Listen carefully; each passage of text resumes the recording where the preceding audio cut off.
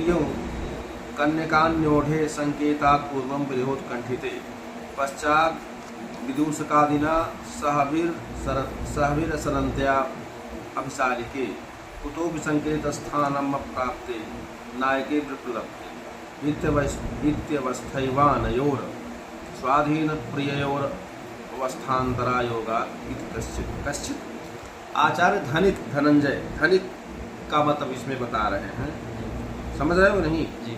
कल हमने आपको बता दिया कि उत्तम मध्यम अधम के भेदों से ये 384 नायिकाओं के भेद हैं, लेकिन आचार्य धनिक का कुछ मत है कि यहाँ पर परिस्त्रियौ कन्यकान्योढे संकेतात् पूर्वं विदेहोत्कण्ठिते, परिकीया अर्थात कन्या और अन्योढ़ा परोढ़ा संकेत से पहले विदेहोत्कण्ठिता हो जाती है, ऐसा धनिक का कहना है।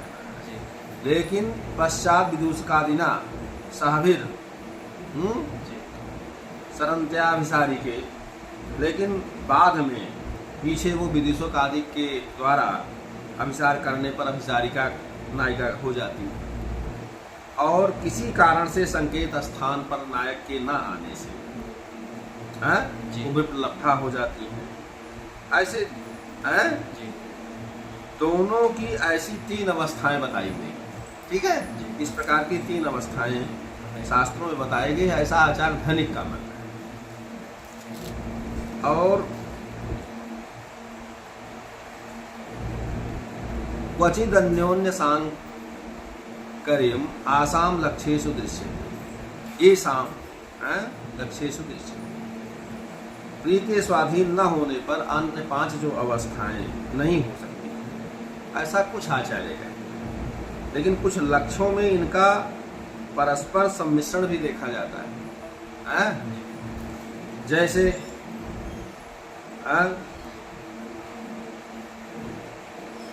न खलु वयम् अमुष्य दान योग्या पिबति च पाति च यासकौ रहस्त्वां विटममुं ददस्व तस्यै भवति यतः सरितोश्चिरायोगः तव कितव किमाहितैर्व्यथा नः शीतरुह पल्लव पुष्पकर्णपूरैः ननु जनविदितैर्भवद्व्यालीकैः चिरपरिपूरितमेव कर्णयुग्मम्।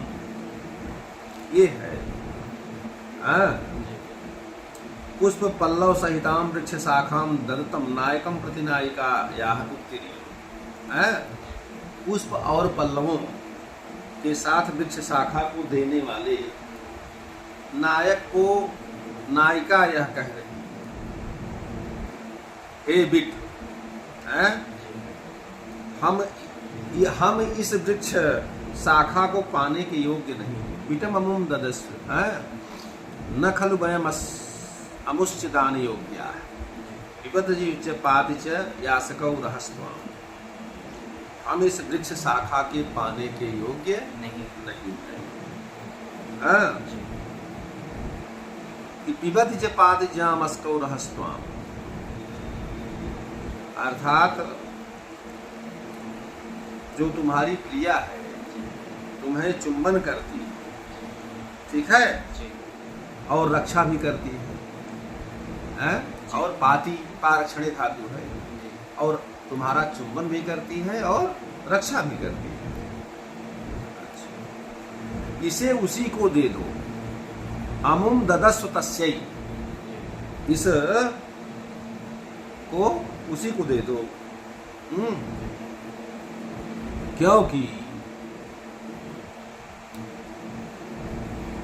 लिखा है कि 2 समान पदार्थों में ही, तो समान पदार्थों में बहुत समय तक संबंध बना रहता है। समझ रहे, स्वगणे परमा प्रीति ही, जो जैसा होता है उसका प्रेम संबंध भी उसी के अनुसार होता है। एक सज्जन की मित्रता सज्जन से, एक गायक की मित्रता गायक से, एक नृत्यांगना की मित्रता एक नृत्यांगना से। तो जो जिस स्वभाव का होता है उसकी मित्रता उसी में होती है, क्योंकि स्वगणे परमा प्रीति है। ऐसा लोक न्याय भी है कि जो जिस गण का होता है, जिस स्वभाव का होता है, उसकी प्रीति भी उसी में होती है। तो वही कहा कि 2 समान पदार्थों में बहुत समय तक संबंध जो है ही बना रहता है। इसलिए ये चीज़ आप उसी को आप जैसे हैं आपका संबंध वही हो सकता है, हमसे वो संबंध नहीं हो सकता। तो और दूसरा मुहुरूप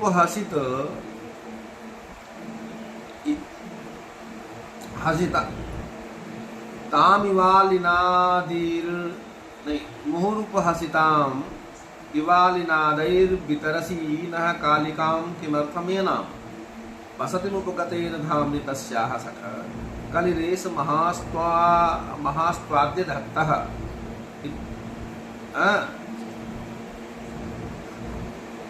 तो कहने का मतलब ये है कि मुहुरूप हसिता अलिनादैः कालिकास्थ भ्रमर झंकारैः मुहुर्वारंवारं उपहसिताम् इव कृतोपहासाम् इव। कह रही है सठ हे धूर्त, क्या कह रही है? हे धूर्त, मेरे कानों में तुमसे व्यर्थ ही रखे गए इस वृक्ष पल्लव। सठ माने धूर्त, सठ माने धूर्त। आज कहा कि मेरे कानों में तुमने व्यर्थ ही रखे गए हैं यह वृक्षों के क्या नाम से पल्लवों को। कानों में वृक्षों के पल्लव लोग श्रृंगार की लगाते हैं। और पुष्प रूप कर्णभूषणों से ये क्या प्रयोजन? जो कर्ण का आभूषण ये पल्लव आप वो कर रहे हो, इससे मेरा क्या प्रयोजन? कालिकाम किमर्थम है नाम, इसलिए इसका कोई प्रयोजन मेरे लिए नहीं है। बसति उपगतेन धाम्नि तस्याः कलिरेश महास्त्वयाद्य दत्तः।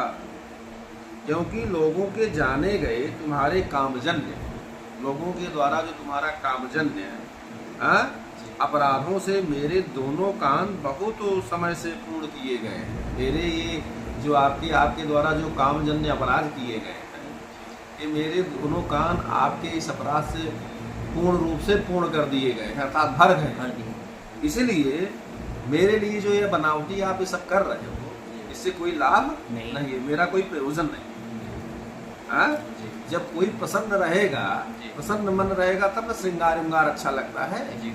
वही अंदर से क्या नाम से जल रही है, अब बनावटी आप श्रृंगार कर रहे हो तो कैसे प्रसन्न?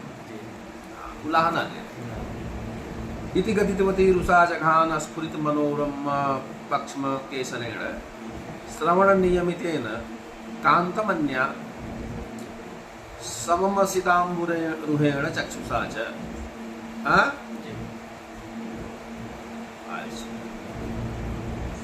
मतलब भावरों के झंकारों का उपहास करने वाली, भावरों के झंकारों का उपहास करने वाली के समान फूलों की इस कली को हमें क्यों दे रहे हो?